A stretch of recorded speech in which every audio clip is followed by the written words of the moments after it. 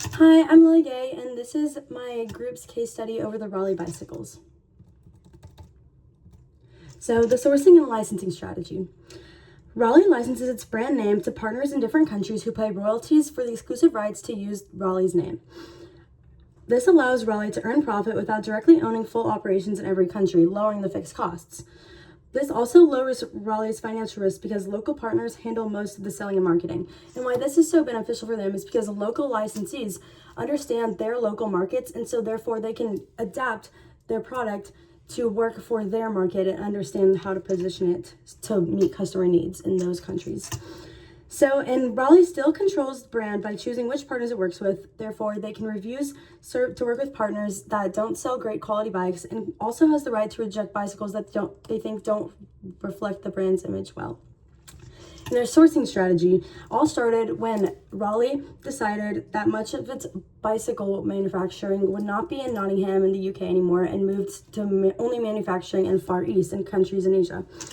Therefore, they rely on manufacturers, especially in places like Taiwan and China, helping lower production costs. Sourcing from Asia gives them access to cheaper and more efficient bicycle production, and also helps them focus less on making bikes itself and managing the brand partners and distribution. And I added this chart right here, and it's the crude steel production cost. And as you can see, China, US, and Germany, China is much less cost than all the other countries, and Germany here kind of represents all the European nations in total, which is why they moved to areas like China and other countries Far East, because it is a lot less expensive than the US and other European nations. And I also chose this because I liked how it said from Notts to the world, meaning from Nottingham to the world. Therefore, it's showing how it's distributing all over the world, not just only catering to the UK and other places in Europe. And so different views around the world, their licensing strategy actually helps change the image of the brand from country to country. And brand image changes based on culture, customer needs, income, and customer expectations. So here's some examples of the countries include Holland. And in Holland, the Raleigh bicycles is the managing director's bicycle, an exclusive and very high price. Whereas in Ireland, Raleigh bicycles are seen as a family bicycle and cannot command higher prices than other internationally branded competitors' bicycles. And in Germany, the Raleigh bicycle is mainly used for leisure and exercise. Kuwait, rise in income means bicycle perceived as a poor man's transport, and so majority are sold for immigrant workers cheaply. And finally, in Africa, Raleigh has sponsored a successful national cycling team based on their marketing around their team. So here's one of the Dutch cycling team ads in Holland, and this has brought a lot of traction towards Raleigh bicycles.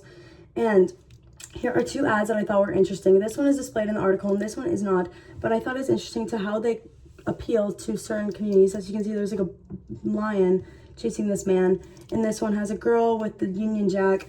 Therefore, you can see how their marketing is appealing to certain places, not just all in one.